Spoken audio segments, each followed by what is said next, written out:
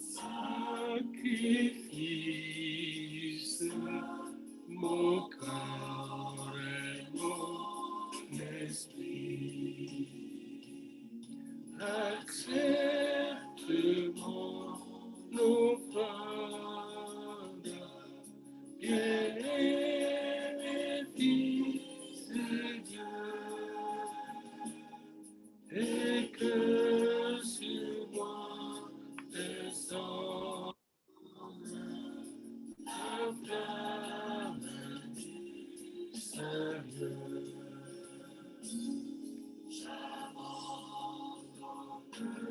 Recording progress.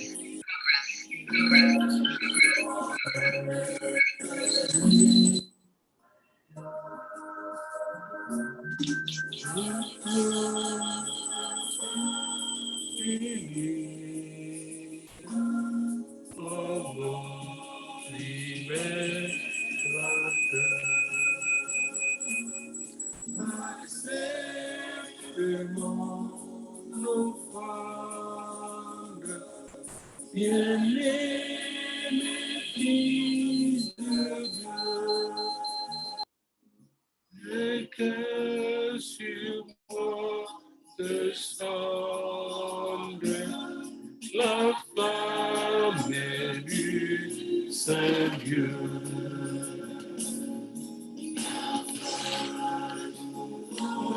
Salut, à ton amour à moi. Et ton ensuite, c'est qui n'est pas à toi. Accepte mon offrande, bien-aimé Fils de Dieu, et que sur moi descende la flamme du Seigneur. Alléluia.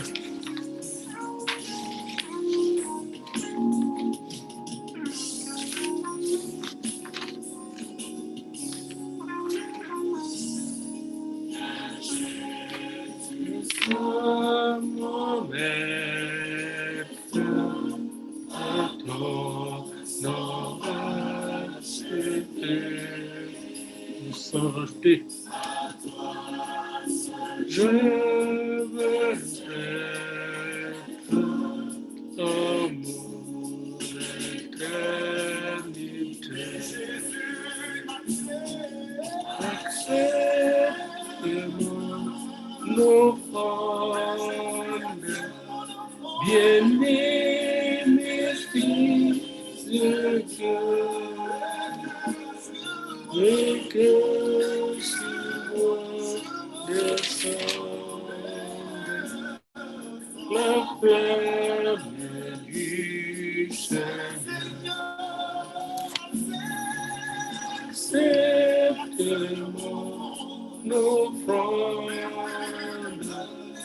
bien-aimé Fils de Dieu, et que sur moi descende la flamme du Seigneur.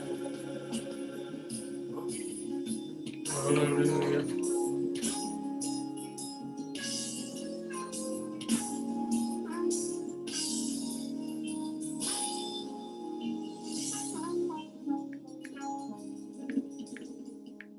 Alléluia. Alléluia. Merci Seigneur Jésus.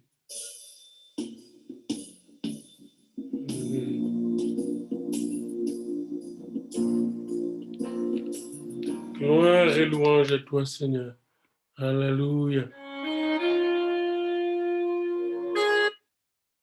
Alléluia.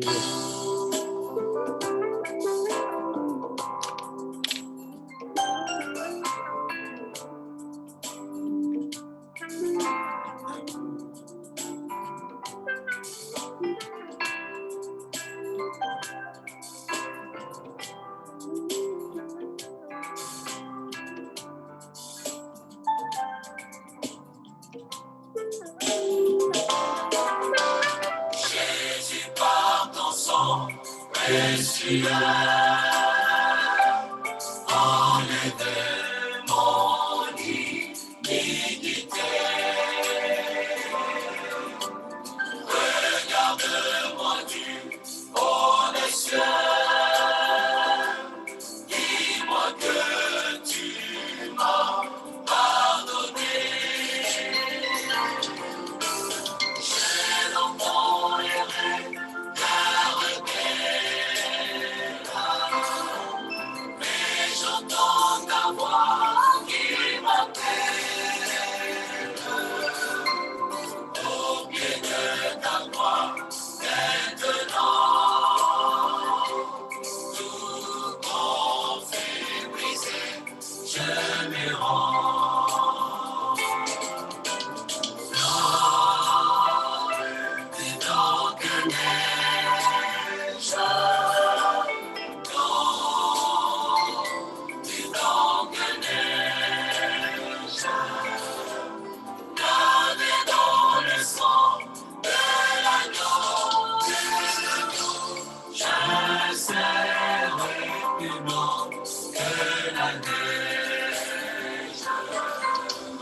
blanc, blanc et blanc. Oh, le fardeau de mon péché, Dieu te saint Est trop grand pour moi. je vais en être délivré à cette heure aurait vers toi. Jésus vient sur ma délivrance. C'est que calmer ta souffrance. Oh, qu'il est ta croix, maintenant, qu'il est ta croix. Quand fut brisé, je me rends. Blanc, Plus blanc que neige, plus blanc que neige, lavé dans le sang de l'agneau. Je serai plus blanc que la neige. Oh Jésus, ton sang précieux a lavé mon iniquité. Oui, tu m'as répondu des cieux, oh, monsieur, ton amour m'a tout pardonné. Je n'ai mon nom, je puis croire. En toi j'ai complète victoire. Aucune ta croix maintenant.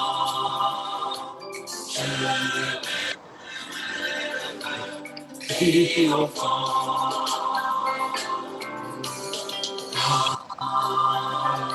plus blanc que neige,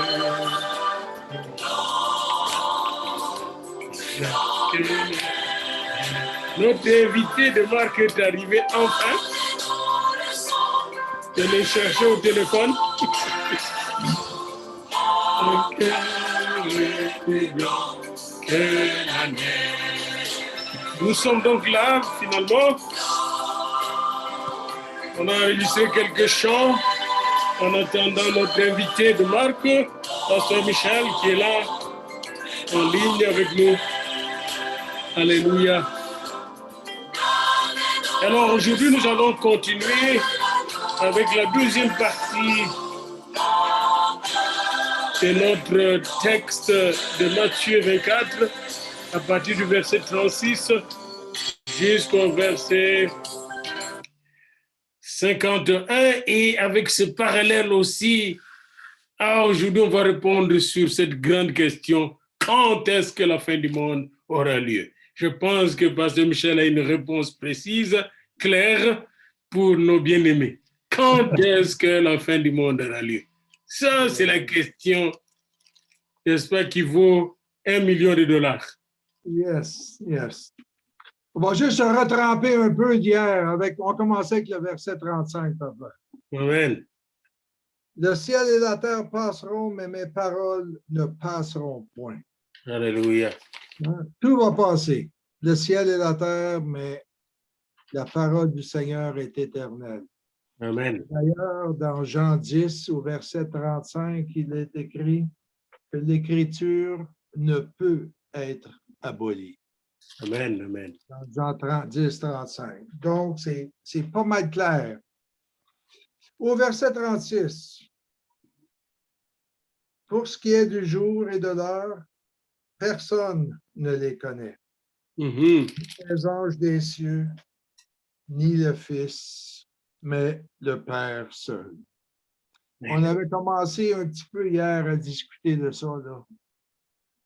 À Mhm. savoir que c'est un peu un mystère, n'est-ce pas? Le mystère de Dieu. Un mystère de Dieu. Que le Fils ne le sache pas. De Dieu. Le Fils parle comme homme. Yes. Il prend toute son humanité au sérieux. Uh-huh. En tant qu'homme mortel. Là, il est mortel, hein? C'est-à-dire limité. Eh bien, je ne connais pas, c'est l'immortel qui le connaît. C'est l'immortel, l'éternel qui le connaît. Et là, c'est là que beaucoup de gens ont de la peine à croire que Jésus est Dieu. Hein?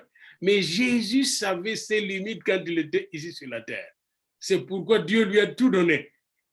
Il s'est humilié jusqu'à devenir mortel comme moi. Uh-huh. Et en tant que mortel, en tant que corps humain, intelligence humaine, il dit, le Fils même ignore cette date. Seul le Père. Juste au verset précédent, il venait de dire que mes paroles ne passeront pas. Alors, c'est ça la double dimension de Jésus, hein, qu'il faut toujours mettre ensemble. Il faut toujours mettre ensemble parce que plus loin dans Jean 14, il va dire à ses disciples, qui m'a vu, a vu le Père. Waouh! Y a-t-il contradiction? Et c'est là que beaucoup de gens se jouent des tours. Même dans notre vie, il faut toujours savoir que c'est dialectique, Papa Michel. C'est-à-dire, il y a parfois des contradictions qui entrent en jeu pour faire de bonnes synthèses. Il y a des thèses, des antithèses et des synthèses. Jésus, en tant qu'humanité, est le contraire de Dieu. Vous voyez? Mais quand il va être rentré dans sa gloire, il devient Dieu éternel. Et ça, c'est pour toujours. C'est pour ça que c'est un mystère, hein, papa? Oh, un grand mystère. Là, je vais lire les versets 37, 38 et 39. Alors, j'aimerais signaler aussi que ces mêmes versets se trouvent dans Marc 13, 31. Les ciels et la terre passeront, mais mes paroles ne passeront pas. On le retrouve aussi dans l'évangile de Marc au chapitre 13, 31. Ouais. D'ailleurs, c'est toujours une bonne habitude lorsqu'on parle de récits comme ça, d'aller les chercher dans les autres évangiles aussi. Amen. Parce que, comme on avait fait hier au début, on a pu déterminer qui étaient ceux qui étaient avec Jésus sur le mont des Oliviers. Qui avait posé ces questions-là, n'est-ce pas? Amen. Comme au jour de Noé, ainsi en sera-t-il à l'avènement de l'homme. Car dans les jours qui précédèrent le déluge, les hommes mangeaient, buvaient, se mariaient et mariaient leurs enfants jusqu'au jour où Noé entra dans l'arche. Ne doutait de rien jusqu'à ce que le déluge vienne et les emporte tous. Il en sera de même à l'avènement du Fils de l'homme. Ça, là, il y a de la viande, pas à peu près dans ces versets-là, parce que lorsqu'on commence avec le verset 36, 37, pour bien comprendre, il faudrait littéralement une étude complète et détaillée sur Genèse, chapitre 6. Qu'en était-il au juste au jour de Noé? Et c'est ici que l'histoire de Noé, tous ceux qui la considèrent comme une légende, ils ne vont pas non plus comprendre les retours ou la venue de Jésus. Ce n'est pas une légende, ce n'est pas un mythe. L'arche de Noé n'est pas une légende. Et dans toutes les facultés de théologie, les théologiens, avec leurs faux archéologues, font gober aux étudiants ces mensonges que l'arche de Noé et l'histoire de Noé est une légende. Ça, c'est enseigné partout, chez les évangéliques comme chez nos évangéliques. La plupart de bonnes facultés théologiques enseignent ça. Autrement dit, ces gens-là disent que Jésus est un menteur, n'est-ce pas? Et nous qui croyons que c'est la vérité, nous sommes traités pour des idiots, littéralement, des idiots. Oui. Comme si l'homme est plus intelligent que Jésus. Oui. D'ailleurs, on avait expérimenté un peu la même chose lorsqu'on a fait le livre de Daniel, right? beaucoup pensent que c'est des légendes, etc. Alors qu'on vient de voir là, hier qu'au verset 15, Jésus y a fait référence. Il fait référence. Donc, Jésus fait référence à l'histoire de Noé comme un fait historique. Yes. Et attention, regardez ces faits historiques-là. Quand j'avais prévu le déluge, j'ai prévenu les gens pendant beaucoup d'années, sinon des siècles. Noé a prêché sur l'avènement du déluge. Personne ne l'a cru et ils sont tous morts. Ça sera la même chose à mon arrivée. Oui. Oui. Vous savez, pasteur, comme... Il n'y a que les gens qui sont comme Noé et ses enfants et sa femme qui seront encore dans l'arche de Dieu. Parce qu'au temps de Noé, c'est comme tu viens de dire, hein, l'insouciance et l'incrédulité, c'est ce qui caractérisait les hommes de cette époque-là. Voilà. Et comme aujourd'hui, il n'y a rien de nouveau sous le soleil. Peu importe ce que Noé avait à dire, peu importe les avertissements du Seigneur, ben, ils continuaient avec leur vie habituelle. Puis on peut dire également que c'était passablement la même chose avec Sodome et Gomorrhe. Hein? Et encore aujourd'hui, Dieu avertit. Et dans Marc, l'évangile est prêché partout.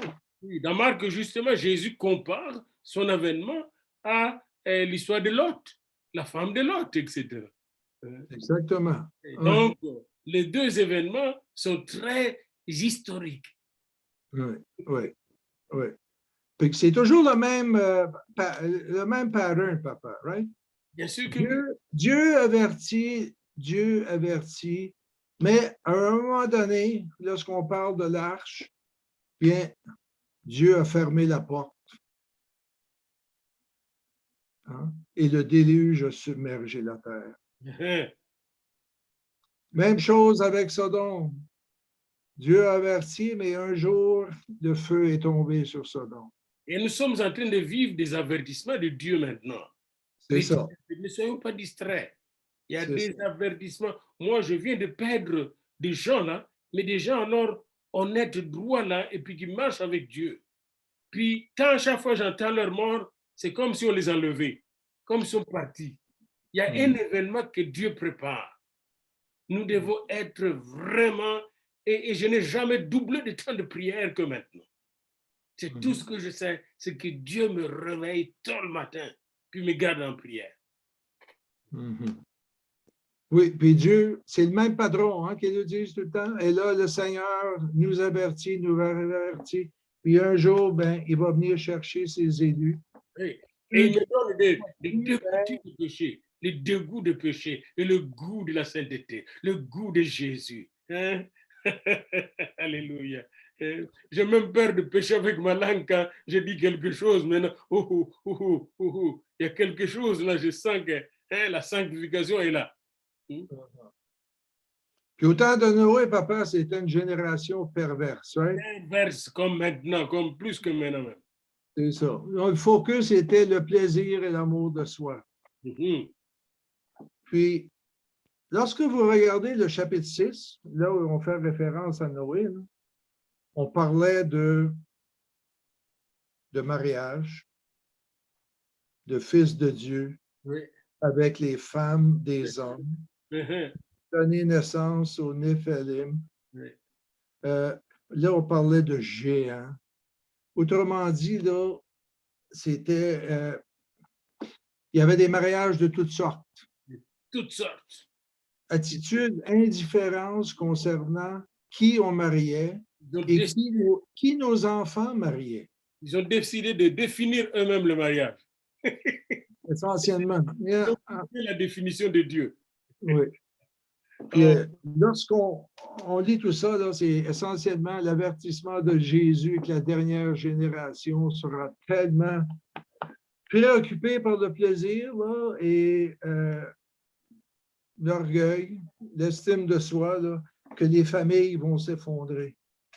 Malheureusement, papa, c'est un peu lorsqu'on regarde en Amérique du Nord, avec 1 million de divorces par année. Au Canada et aux États-Unis, 1 million. Et là, lorsqu'on regarde ça, là, on a compte même pas là, les unions de fait Mhm. qui ne durent pas. Donc, c'est littéralement là, l'effondrement de la famille, etc. Effondrement de la famille. Et C'est- conséquence, les maladies mentales vont augmenter de plus en plus. Ouais. Fait que ça ressemble de plus en plus, cette génération perverse, au temps de Noé. Oui. Et cette génération dans laquelle nous vivons, malheureusement, lorsque le Seigneur dit que, comme au jour de Noé, ainsi en sera-t-il à l'avènement du Fils de l'homme, au verset 37, eh bien, cette génération va être totalement prise par surprise par le retour du Seigneur, comme au temps de Noé. Comme au temps de Noé. Mhm.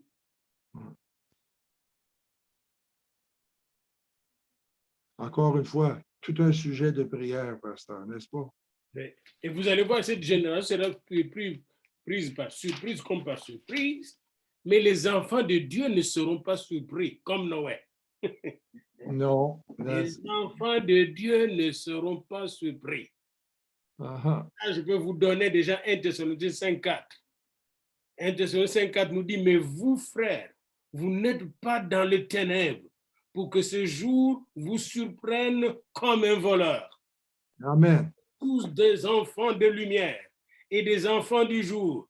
Nous ne sommes point de la nuit ni des ténèbres. C'est-à-dire, nous sommes dans la lumière, en étant dans la lumière. La lumière de Dieu va nous attirer vers la vérité. La lumière de Dieu va nous garder alerte exactement comme elle a gardé alerte Noé et sa femme et ses enfants. Et la même chose, elle a gardé alerte cette même lumière, Lot qui était aux portes de la ville et attendait. Mhm. La même lumière viendra nous chercher. À la minute, nous serons informés. Ben, c'est pour ça que le Seigneur, constamment dans ce chapitre-là, nous exhorte à la vigilance. Amen. Hein? D'être prêt, de prier, de ne pas se laisser emporter là, par des faux prophètes, se laisser convaincre par les antichrists, etc. Puis d'ailleurs, pour poursuivre avec ce que vous venez de dire, là, au verset 40, alors de deux hommes qui seront dans un champ, l'un sera pris et l'autre laissé. Et de deux femmes qui moudront à la meule, l'une sera prise et l'autre laissée. Lorsqu'on regarde ça, là, des fois, je me souviens quand j'étais plus jeune chrétien, on pense immédiatement à l'enlèvement de l'Église, n'est-ce pas? Lorsqu'on regarde des phrases comme ça. Mais là, ici, le contexte est tout autre. Parce que là, on parle de la fin des temps. La fin des temps, quand nous sommes enlevés avec lui. Et ceux qui sont morts, d'abord, et ceux qui seront vivants seront enlevés avec lui. Mais, mais même celui qui est dans les champs, il va voir l'autre, il est en train de partir. Hein? Il reste. Oui, c'est comme le bon blé et l'ivraie. Amen. Amen. Les vierges sages, les vierges folles, etc. Amen. Veillez donc, puisque vous ne savez pas quel jour votre Seigneur viendra. Veillez. Tout comme Noé s'est préparé, papa. Tout comme il s'est préparé, lui, pour le déluge, puis nous, on doit faire de même pour le retour du Seigneur. Et encore une fois, je le répète tout le temps, lorsqu'il nous dit « veillez donc », moi j'appelle ça « vigilance ». Oui. Veillez donc, puisque vous ne savez pas quel jour votre Seigneur viendra. Et surtout, vous savez pourquoi nous devons encore plus veiller? Parce qu'il y aura tellement d'angoisse, de détresse, quand toute la puissance, et comme il est dit dans Luc 17, 26 à 27, toute la puissance, n'est-ce pas, des cieux seront ébranlées. Et ici, ce n'est pas seulement le démon, mais tout ce qui fait la force de l'univers sera totalement ébranlé. Toutes les lois de l'univers, toute la puissance de planète, et y compris toutes les puissances diaboliques, seront ébranlées. La terre sera délaissée à elle-même. Et c'est ça, c'est comme l'angoisse maintenant qu'engendre le Covid. Il y a une angoisse que ça engendre, mais il y aura encore de plus en plus de choses plus compliquées que Covid. Imaginez-vous comment le monde sera angoissé, anxieux, on va courir pour chercher des solutions, pas de solution. C'est à ce moment-là que notre seule solution sera de doubler, de tripler, de quintupler notre temps de prière. Oui, de veiller. Parce que même maintenant, Père Michel, l'Église ne prie pas encore. Beaucoup d'enfants de Dieu ne prient pas encore. On est une minorité. Je vois encore des pasteurs qui font d'autres projets, d'élargir le parking, de faire quoi là? Ils n'ont pas vraiment. Si c'était moi, eux là, c'est mobiliser tous les pasteurs chaque jour dans le Zoom. Si j'étais chef de dénomination, tous les jours dans le Zoom, 1 heure de prière avec tous les pasteurs. Et si vous parlez en langue, barbotez en langue pendant 1 heure, jusqu'à ce que Dieu nous parle. Et ça, il n'y a aucun synode ni assemblée générale qui va prendre une telle décision. Il y a encore l'argent qui fait l'affaire. Mais moi, j'en ai pas vu. Là, je suis d'accord avec toi là-dessus. Et c'est là que je suis content de mon petite équipe qui aime la prière. Qui aime la prière. Parce que l'angoisse va augmenter, papa. La détresse va augmenter. Les maladies terribles vont venir. Le Covid, c'est rien par rapport à ce qui va venir sur la terre. Le monde sera en détresse. Il est bien dit dans le verset 26 et 27 de Luc 17. Et beaucoup de chrétiens vont abandonner. Ils vont être en train de spéculer sur les choses, les détresses. Ils vont parler de ces détresses avec les autres. Ils vont danser avec ces détresses au lieu de danser dans la louange, dans l'adoration. Oh, yes, yes. Ben, tu as raison de dire ça, on l'a couvert hier aussi. Là. Tu sais, quand on disait au verset 8 que tout cela ne sera que le commencement des douleurs. Autrement dit, ça va aller très mal, papa, mais tout cela ne sera qu'un commencement, le commencement des douleurs. Ouais. Fait que déjà, ça va être, il va y avoir de l'anxiété à ce moment-là. Imaginez-vous quand l'Antichrist va régner sur toute la terre. Et quand les gens vont porter la marque de la bête sur eux pour vendre comme pour acheter.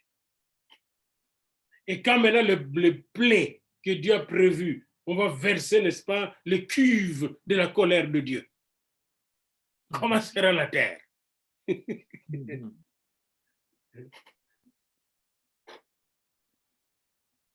Oui, les temps difficiles s'en viennent et la prière sera ce qu'il nous reste, papa.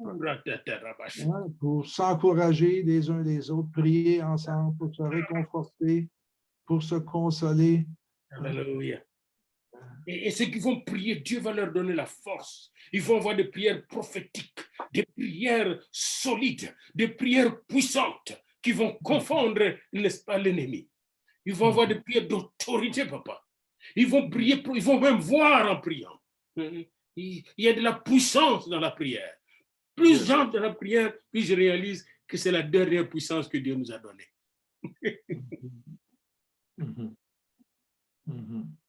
Alléluia. Dieu honore toujours ceux qui prient. Amen. Amen. Ce matin, quand je priais, il me dit, tu t'es humilié. Mais est-ce que tu as prié? J'ai dit oui, j'ai prié. Bon, tu as prié. C'est mille prie. Tu as cherché ma face? J'ai dit oui, Seigneur, je cherche ta face. Bon, tu t'es détourné de tes mauvaises voies? Parce qu'il faut faire tout, hein, Daniel. Alors là, je t'exaucerai dessus. Je pardonnerai ton péché. Je guérirai ton pays. J'ai dit waouh. Et je suis resté sur cette phrase-là. Si mon peuple, ce qui est invoqué mon nom, s'humilie, prie. Je m'humilie, je m'humilie, je m'humilie, Seigneur, devant toi. Je prie, je prie, je prie. Je prie pour moi, je prie pour moi, Michel, je prie pour moi, Monique, je prie pour ma femme, je prie. Oh! Je cherche sa face. Oh, je me détourne de mes mauvaises voies. Puis on sait ce qui arrive aux prières. Hein? On a simplement qu'à regarder le récit de Corneille. Parce que l'ange arrive et lui dit « Tes prières sont montées. » Alléluia. Alléluia. Acte 10. Fait que ça, c'est un bel exemple là, pour nous montrer qu'est-ce qui arrive avec nos prières. Yes, sir. Yes, sir. Alléluia. Verset 43, on continue. Sachez-le bien. Si le maître de la maison savait à quelle veille de la nuit le voleur doit venir, il veillerait et ne laisserait pas percer sa maison. C'est pourquoi vous aussi, tenez-vous prêts. Reste encore vigilant, veillez, tenez-vous prêts, car le Fils de l'homme viendra à l'heure où vous n'y penserez pas. Hein? Comme on a vu encore hier, il va venir soudainement. On a certains signes, mais on ne connaît pas l'heure ni le jour, mais tout sera spectaculaire et ce sera de façon soudaine. Et Marc le dit au verset 23, chapitre 13, il dit « Soyez sur vos gardes. » OK. Toujours ça, right? Oui, soyez sur vos gardes, je vous ai tout annoncé d'avance. Mais dans ces jours après cette détresse, le soleil va s'obscurer, va expliquer, nous serons là peut-être. Soyez sur vos gardes. Et que les gens qui nous écoutent soient sur leur garde et disent à leurs enfants peut-être que nous serons déjà partis. Mais ces petits-enfants qui sont en train de naître, ils vont vivre des choses. Nous devons les informer maintenant. Nous avons la science, la connaissance de la vie éternelle, du royaume de Dieu. Fini de laisser les petits-enfants distraits. C'est pourquoi j'encourage les parents à discuter sur la fin du monde avec leurs enfants. Les savants en parlent déjà, ils parlent de la collapsologie. Et ils ont étudié en collapsologie, en science, comment tout est en train de collapser dans le monde. Mais elles ne comprennent pas que tout ça est synchronisé par Dieu. Donc, c'est un sujet tellement important étant donné les conséquences. Amen. Amen. Hein? Lorsqu'on dit qu'un sera pris, l'autre pas, moi, en tout cas, je veux être certain d'aller au bon endroit. Alléluia. Moi aussi. Hein? Et on s'assure pour prendre les moyens pour y arriver, de suivre les paroles du Seigneur. Parce que même le Seigneur nous le dit, que si on n'est pas avec lui, ben, ça ne sera pas un temps très, très heureux, papa, n'est-ce pas? Yes. Pas tellement, ça ne sera pas le fun. Puis on finit avec que les versets 45 à 51, là, le bon et le mauvais serviteur. Ici, on fait allusion à deux types de serviteurs. Autrement dit, à deux attitudes à l'approche du retour du Seigneur. Deux attitudes. Dans le premier cas, l'un est fidèle et avisé et l'autre est méchant. Le premier sera récompensé alors que l'autre sera mis en pièces. On va juste le lire ensemble, si vous voulez. Allez-y, allez-y. Quel est donc le serviteur fidèle et prudent que son maître a établi sur ses gens pour leur donner la nourriture au temps convenable? Heureux ce serviteur que son maître, à son arrivée, trouvera occupé de la sorte. Alléluia. En vérité, je vous le dis, il l'établira sur tout ce qu'il possède. Autrement dit, celui qui est fidèle et avisé sera récompensé. Maintenant, pour l'autre type de serviteur, mais si c'est un mauvais serviteur, qui se dise en lui-même, Mon maître tarde à venir. S'il commence à battre ses compagnons, s'il mange et boit avec les ivrognes, le maître de ce serviteur viendra le jour et il ne s'y attend pas, et à l'heure qu'il ne connaît pas, et il le mettra en pièces. Ça, c'est un langage qui est tough. Hein? Il le mettra en pièces et lui fera partager le sort des hypocrites. C'est là qu'il y aura des pleurs Et des et grâces. des grincements de dents. Et la- Donc, au retour du Christ, les hypocrites, là, ils vont être exposés par ça. Ils vont être exposés puis ils vont être jugés par le Seigneur. Amen. Ça, c'est la fin des temps. Mais maintenant, avant de clôturer quand même, Michel, je nous invite à revenir un peu à quelques signes de ce temps-là que ces gens-là vont vivre, les gens qui seront à la fin des temps-là, des signes matériels. Je les ai un peu épinglés dans Luc 21, à partir du verset 25. Là. Alors là, vous voyez les signes. Alors, nous, serviteurs, comme il a dit, nous devons être prudents, fidèles et ne pas négliger notre tâche. C'est pourquoi j'aime toujours ce que Père Michel m'avait rappelé un jour quand il m'a dit, lorsque on voulait commencer l'église, il a dit, s'il y a 2 personnes, je vais m'en occuper. S'il y a 2 personnes qui ont besoin de soins de Dieu, nous devons prendre en charge ces personnes. Si ces personnes ont besoin de soins de Dieu, on ne court pas derrière, on ne va pas aller les harceler. Mais regardez les signes que les gens vont vivre, ceux qui vont vivre ces temps-là, pour ne pas spéculer. Verset 25, il y aura des signes dans le soleil, dans la lune et dans les étoiles. Ce que j'appelle les signes astronomiques ou cosmiques. Et sur la terre, il y aura de l'angoisse chez les nations qui ne sauront que faire au bruit de la mer et des flots. Si vous regardez Marc 11 et vous regardez au Marc 13, vous regardez dans l'Apocalypse, vous allez voir les signes dans le ciel, comment le soleil va perdre toute sa luminosité. Et tout sera dans la noirceur sur la terre, dans l'univers. Puis sur la terre, il y aura une grande angoisse. Les hommes rendant l'âme de terreur. Les hommes vont mourir de terreur dans l'attente de ce qui surviendra pour la terre. Pourquoi? Car les puissances des cieux seront ébranlées. Vous voyez? Alors, ces gens-là qui vont vivre ces choses-là, ils ne vont pas se douter qu'il y a quelque chose qui va se passer. Mhm. Le soleil va leur parler. La lune va leur parler. Il y a des étoiles même qui vont tomber, par Michel. Des étoiles. Vous savez, les étoiles, il y a des étoiles qui sont plus grandes que le soleil.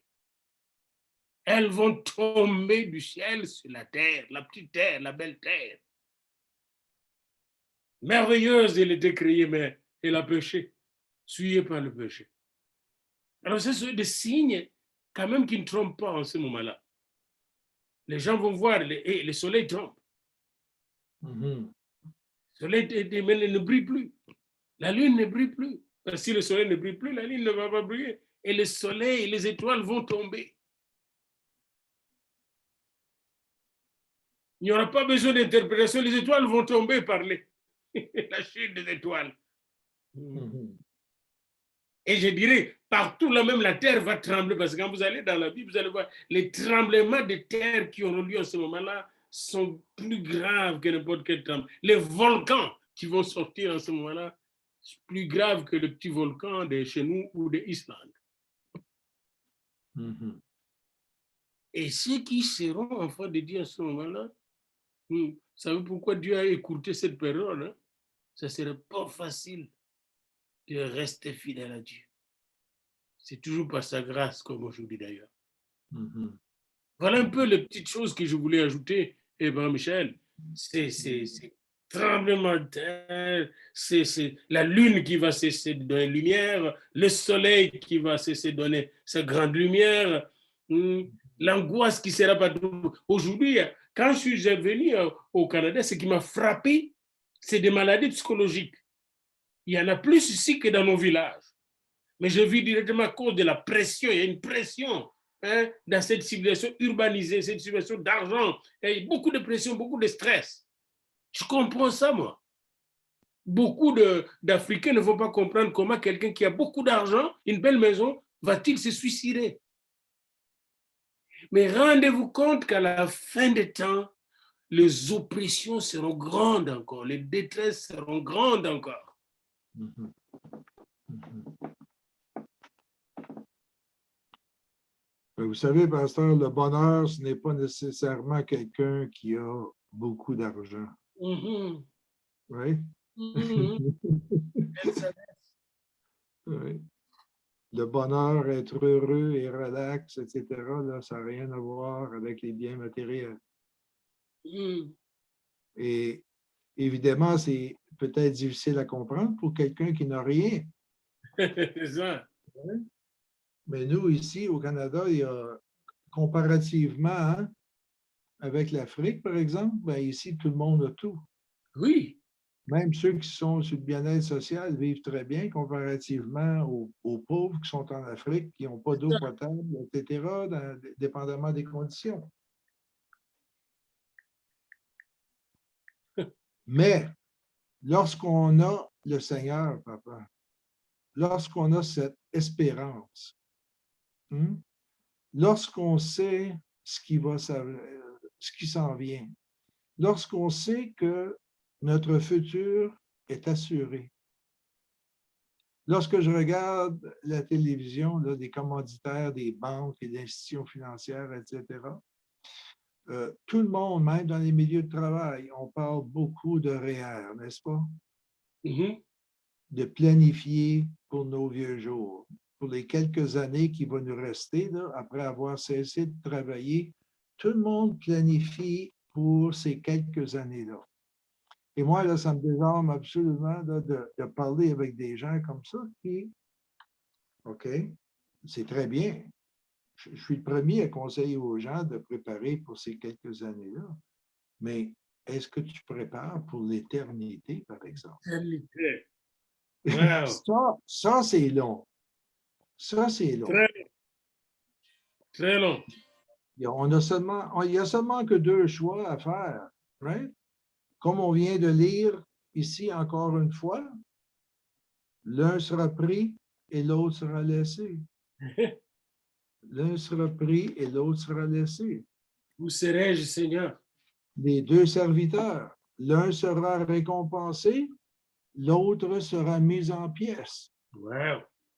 Hein? Fait que c'est certainement un pensez-y bien. Puis, juste pour clôturer brièvement, là, chacun de nous, chaque croyant a un service que le Seigneur lui a confié. Mhm. Un service, un ministère, peu importe. Certains en ont plus que d'autres, mais peu importe, chacun devra rendre compte de son service un jour. C'est pour ça que dans les temps dans lesquels on vit présentement, là, alors qu'on est bombardé de toutes sortes de choses, alors qu'on sait qu'il y a la persécution qui s'en vient, qu'il va y avoir des faux prophètes, qu'il va y avoir des antéchrists, etc. Mais veillons sur notre état intérieur. Veillons sur chacun de nos cœurs. Oui? Parce que le retour du Seigneur va venir. Ça, c'est une certitude. Et comme on encourage les gens depuis hier de veiller, de prenez garde, d'être vigilant, soyez prêts. Donc, conservez vos cœurs, conservez vos cœurs. Alléluia. On va écouter un chant et puis vous allez terminer par la prière. Alléluia. Un beau petit chant.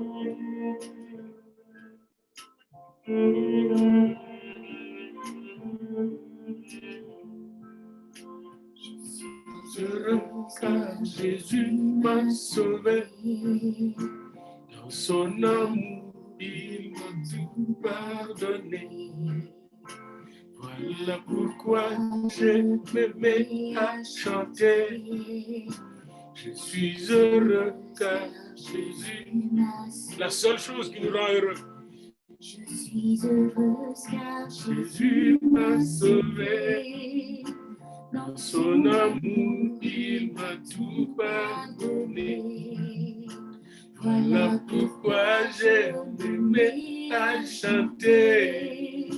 Je suis heureux car Jésus m'a sauvé. Sauvé, sauvé, sauvé. Jésus m'a sauvé. Oh, sauvé, sauvé, sauvé. Jésus m'a sauvé. Je suis heureux car Jésus Veux-tu m'a être sauvé. heureux là où vous êtes? Son amour Rassurez-vous m'a tout pardonné. que votre vie est en Jésus. Voilà pourquoi je me mets à chanter. Je suis heureux car Jésus m'a sauvé. Je suis heureux Car Jésus m'a sauvé. Dans son amour, il m'a tout pardonné. Voilà pourquoi je me mets à chanter. Je suis heureux car Jésus m'a sauvé. sauvé, Sauvé, sauvé, sauvé, sauvé. Jésus m'a sauvé. Sauvé, sauvé, sauvé. Jésus m'a sauvé. Amen, amen, amen. Jésus m'a sauvé. Jésus a sauvé par Michel. C'est la plus grande richesse que nous avons à notre disposition. Vous aussi, voulez-vous être sauvés pour mieux vous préparer, parce que dans la série qui va suivre, même si vous êtes chrétien ou chrétienne, vous allez apprendre dans la série qui suivra la semaine prochaine sur les 5 filles sages et les 5 filles vierges et les 5 filles insensées. Comment même nous, les chrétiens, on doit rester encore vigilants. Pour terminer, nous demandons à Père Michel de prier pour vous, afin que vous soyez sauvés si vous n'êtes pas encore sauvés, vigilants si vous êtes distraits, réveillés si vous dormez, au nom de Jésus.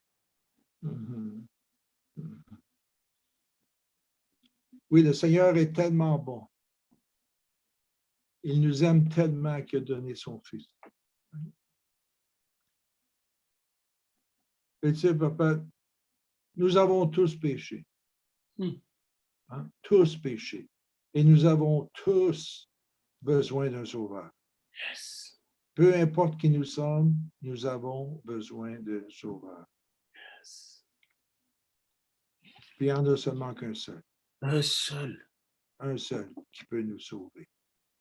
Hein? Il n'y a aucun autre nom donné parmi les hommes par lequel nous pouvions être sauvés. Aucun autre nom. Aucun autre, Seigneur.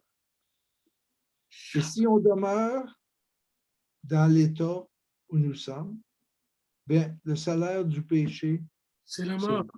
c'est la mort. Hmm. La mort, séparation éternelle du Dieu vivant, de notre Seigneur Jésus.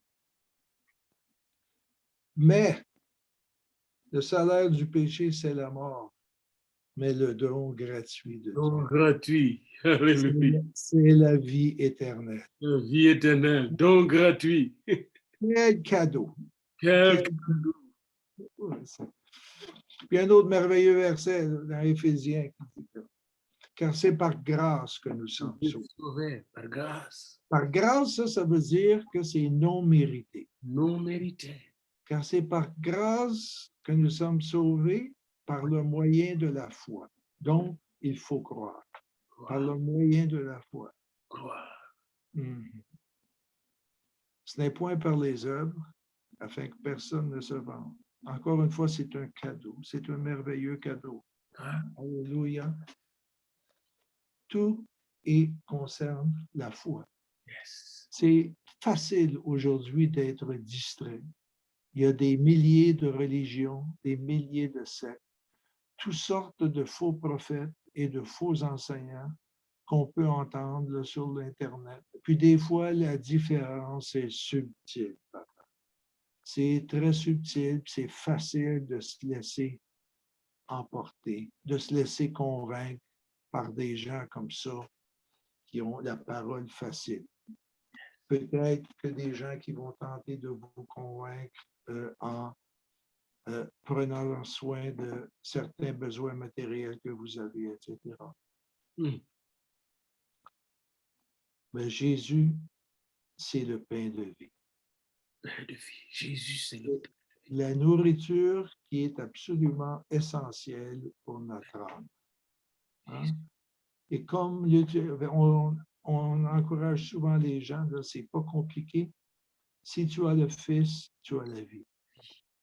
Si tu n'as pas le Fils, bien, tu n'as pas la vie. Jean 5:12. Ouais. Fait que c'est pas compliqué. Fait que Jésus, car Dieu a tant aimé le monde qu'il a donné son Fils. Unique. Afin que quiconque croit ne périsse pas, mais qu'il ait la vie éternelle. Jean 3:16. Hein? Donc, le Seigneur a tout fait. Il a tout fait pour chacun de nous. Il a été à la croix pour payer le prix que nos fautes méritaient. Et tout ce qui nous reste à faire, c'est la foi. Oui, Seigneur. Merci, Seigneur, pour tout ce que tu as fait pour moi à la croix. Et dorénavant, Seigneur, j'ai pris le contrôle de ma vie là, pendant suffisamment longtemps. J'ai gaffé à maintes occasions, Seigneur.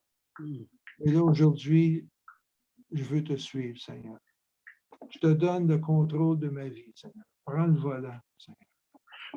Prends le volant, Seigneur Jésus-Christ, et je veux te suivre, Seigneur. Alléluia. Alors, merci, Seigneur, pour la croix. Merci pour tout ce que tu as fait pour moi, Seigneur Jésus. Et merci de ta parole, Seigneur. Merci de ta parole, Seigneur, qui vient m'avertir, Seigneur, des choses qui s'en viennent. Comme tu as averti les gens au temps de Noé. Comme tu as averti les gens au temps de Sodome et Gomorrhe, Seigneur. Et comme tu nous avertis maintenant pour ce qui s'en vient. Alors, merci, Seigneur, pour ta parole. Merci pour ces avertissements-là. Et encore une fois, merci pour la croix. Merci d'avoir payé le prix que mes fautes méritaient. Dorénavant, Seigneur, pour ceux qui nous écoutent et qui n'ont jamais encore donné leur vie au Seigneur, utilisez vos propres paroles. C'est simple, c'est simplement une question de demander pardon pour vos péchés, de vous repentir.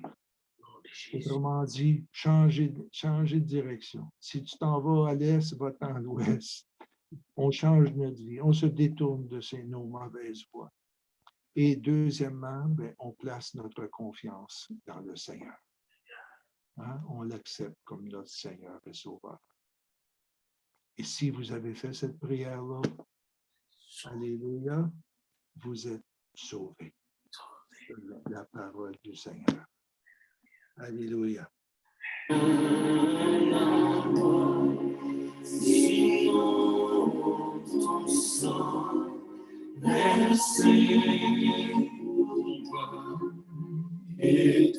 C'est avec ces chants qu'on va se quitter, n'est-ce pas? Tel que vous êtes, tel que nous sommes. Nous nous jetons dans le bras de Jésus. Embrassez Jésus, il vous aime. Dieu vous aime. Dieu vous visite là où vous êtes dans votre solitude, dans vos angoisses, dans vos anxiétés. Il vous aime. Et si vous avez prié avec le pasteur Michel cette prière, il est entré dans votre cœur et dans votre vie. Et il va vous baptiser du Saint-Esprit de feu.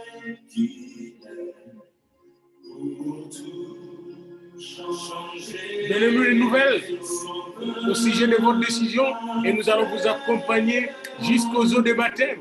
Alléluia.